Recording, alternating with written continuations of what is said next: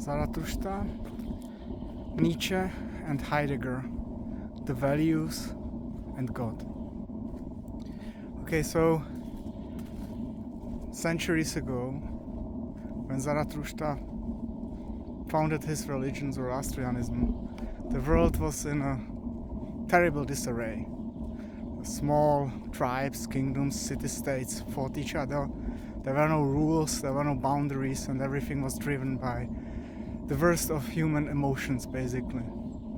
And when Zarathustra saw this incredible carnage that basically would be never ending, because one would win and the other would take vengeance and then they would win, and there would be incredible suffering and carnage, and he fought, and his followers would say he got inspired, he got enlightened, and saw that the world was bound into moralities that have after that repercussions.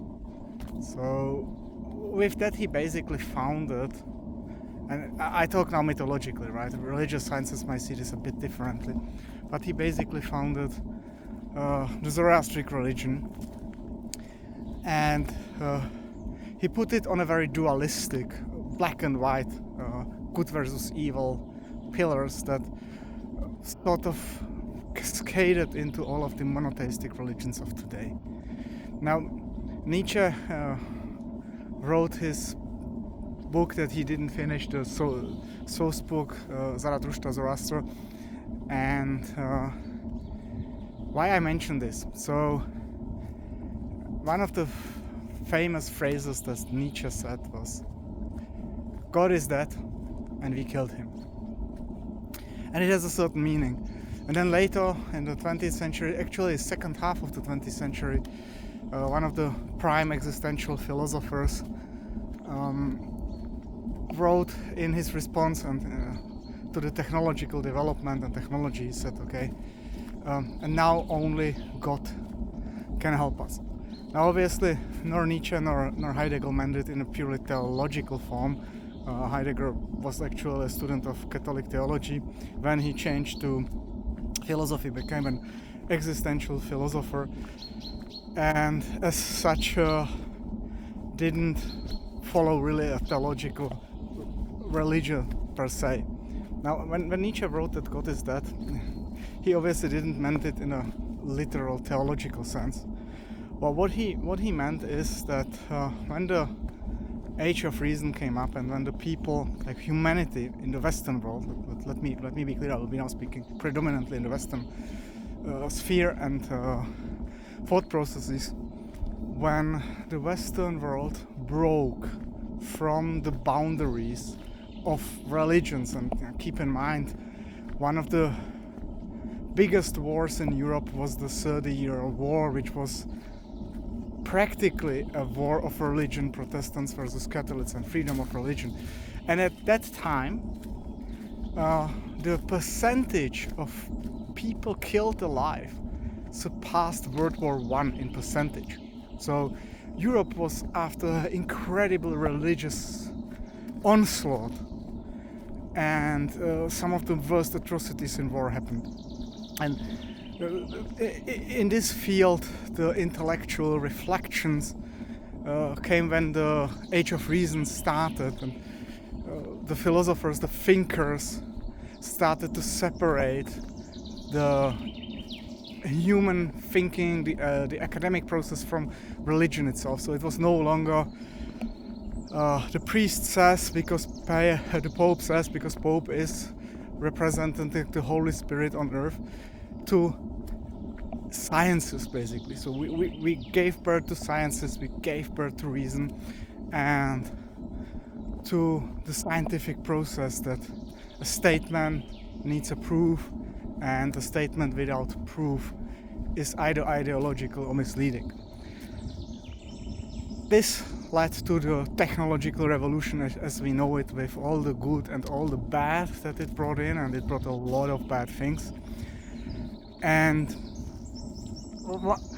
as this developed further and further, humanity and human thinking got more and more separated from the predominantly religious worldview and explanation. So it was no longer this world was created by a supreme power and the power gave us the rules and we must obey them. It was to the universe that we are exploring, the world that we are exploring is governed by certain phenomena that we call rules, like gravity for example, and they work like this, and you can manipulate them by applying clearly understandable principles. So, although you have a gravitational force that pulls you down, if you create a balloon, it flies up because it fills with gas that is lighter than the air, and if the gas is lighter in enough quantity, it can carry certain things. So that would be then the age of reason. But to what it led is becoming a predominant force. And here comes the genius of Nietzsche, because he saw something which later on Heidegger followed on, in my interpretation at least. And he saw that basically we come to the point where we destroy all morality by strict positivism, by strict adhering just to the nature. And the other point is that those who defined the laws of nature have been biased themselves. So a clear example would be the survival of the fittest, the Darwinist evolution. Darwin never said this in this form and never meant this in this form, but it became you either a sheep or you a wolf, nothing in between. So there is some ideological garbage even in this view. And Nietzsche saw it. Nietzsche basically saw that if we lose all of the boundaries, the world will become a place that was before Zarathustra founded his religion. And the Zoroastric religion, beyond being one of the first, if not the first, basically a monotheistic religion, and many of the ideas cascaded down, and you can see it through Judaism, Christianity into Islam, especially this black and white forces of evil, forces of darkness, forces of good, forces of light, separation, which, you know, on itself created a lot of suffering and creates as well. But we have to understand Zoroaster was a man millennia ago, and the problem that he was solving was that without guidance, without morality, there is too much human suffering that's completely unnecessarily. So his religion is based on principles and boundaries to guide a human to be a better self in an ethical and moral sense. And that was Nietzsche saw that we will be losing. And what comes out of it? If we lose this, then what will be a role model of a human will be someone who will be materially absolutely successful. So it will lead to adoration of materialistic success. And even furthermore, without questioning the methods that it has been achieved. And that's what Heidegger saw will be extremely catalyzed by technology itself. Heidegger, when he said only God can help us now, wasn't making a religious proclaim per se. He was just reflecting on the fact that technology will enslave the human being. And what I mean by that? In Heidegger's philosophy, he distinguishes between two modes of being a human. One is where you are yourself and act as yourself authentically. The other one is where you are not yourself in this sense, and you're not pure being, and you act as you are expected to act. So you just take over models of operation of the society of other people and just do it without really being it, without really being yourself.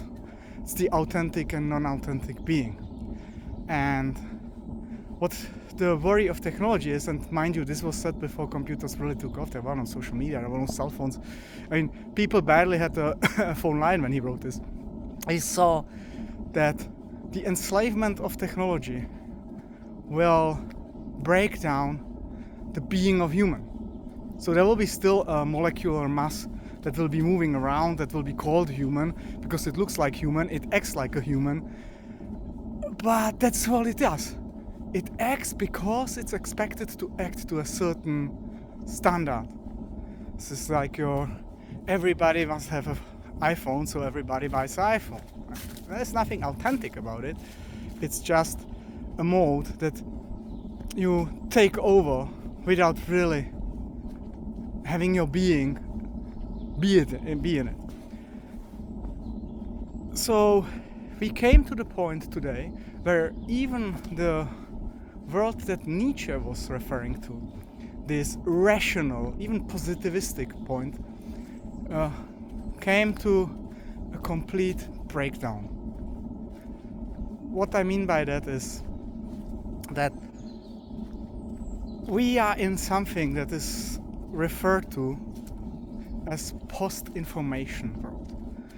That means that even the facts that have shaped the technological revolution, that have shaped the incredible technological development that we made as humans in the last 2 centuries, with all the bad, well, let's be honest, right? The technological development has created incredible suffering as well. But it led as well to enormous, great things developed that could help the society if just applied as such from a helping perspective. Be it all the medical items, anesthetics, understanding hygiene, up to power, electricity, and so many things that basically saved a lot of human life. So from this perspective, we can say that the technology brought not just a revolution, it brought an evolution in human thinking and in the human experience for those lucky enough to live in the parts of the society where this would apply, because technology brought a lot of enslavement as well for the poorer part of the world. But the technology was fact-based. It's something that to pursue it, to actually have it, to develop it, you needed a rational model that's built on observation, proof and facts. You don't send a rocket into space by pure wishful thinking or by ideological means, because if rockets could fly to space without science, they would have been there for millennia already. So what happened then is, with the further development of technology and with the fact that societies started to adore material success measured in material wealth over anything else, we developed a society in which manipulation to increase wealth with help of technology became not only acceptable but became a standard, and became a very dangerous standard because it moved against the facts and the factuality itself. Therefore we are talking about a post-informational age, because we exchanged scientific precision with ideology. It's no longer I know because I calculated and I can prove it. It's I have information, I believe it, and therefore it is so. And you can see it all across the spectra, be it people that basically argue the world is flat. And I'm basically willing even to fight it physically, to the point where political sciences took an enormous advantage of this and on purpose polarized society to achieve their political goals, which in the end are monetary goals, because politics and money is basically interconnected. And we come with that into the age of a moral carnage that Zarathustra was trying to solve. Because in his age, successful was the one who conquered and ruled. How he ruled, how he conquered, who cares, right? That was the point then. And understandably, this would not lead to any evolution, it would lead to endless wars.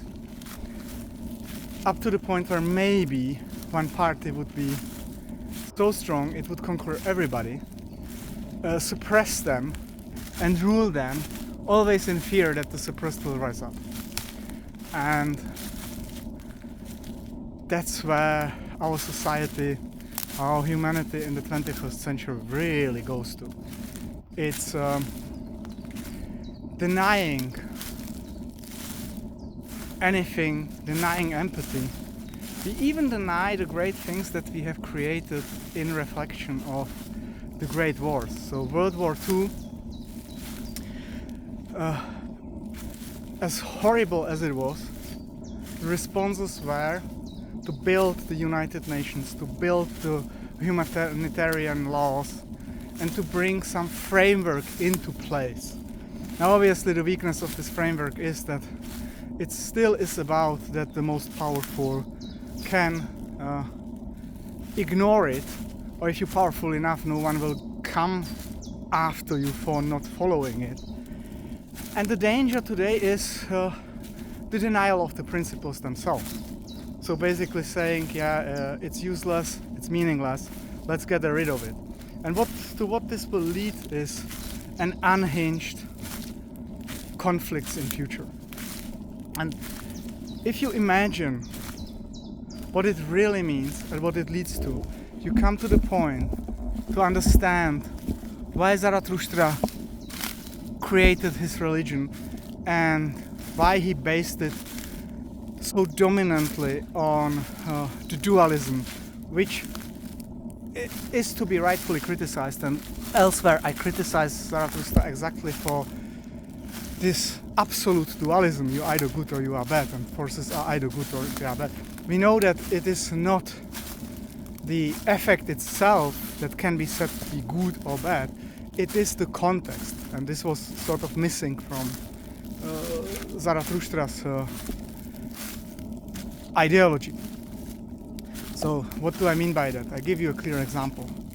Everybody agrees that driving drunk is bad. Okay, so let's create a scenario where a cop, force of light, in this absolute form, stops a guy completely drunk behind the wheel. So clear situation, good cop, bad driver. Right? Now let's add some context to it, because context is really what creates the possibility to interpret it. Say the guy just a few minutes before he jumped into the car totally drunk saw a homicide in a bar and is the only witness, and those guys with the knives are coming after him, and the only way how he could save his life was jumping in a car and drive the hell away. In this scenario, he is not a bad guy, and in most rule of law countries he would not be prosecuted for driving drunk. So the point is, it is the context, not the phenomena itself, that can be interpreted in either way. And that's important for the modern thinker. And therefore purely dualistic systems will always lead to a huge suffering, because great and just people can be prosecuted, chased and punished for good deeds they do that just are not understood within the context they happen. And this brings us back to Nietzsche's God is dead and we kill him, because we've done a really good job to destroy the guiding principles. And what is the major guiding principle? It's the value of life. Right? It's my saying of the suffering of one is the suffering of all. Because from a perspective, say a transhuman perspective, from a universe perspective, there is no... The lives are interconnected. And saying that one life is more precious than another is just a typically human way of thinking. And Heidegger saw the biggest challenge to humanity within the technology. And unfortunately, I must say, these sages are right. And it really becomes now the question of, will we as humanity continue this trajectory, or will we reflect and find a new way of thinking, a new way of morality, and new way of values where human beings are valued? And can we move forward? Because one of the things that you always need to create, to make happen, if you wanna seed carnage in a physical or metaphysical form, is dehumanize the people. And we've done a really good job of dehumanizing, and the greatest tools of destruction that we as humanity created in the last decades is the social media that are basically ruled by this greed for profit without any boundaries at all. And this inflicted bias that is imposed now on from childhood into the minds of the humans becomes an incredible force. And it's a huge danger to the human society as such. Because who manipulates these few sources, and there are not many sources, manipulates humanity.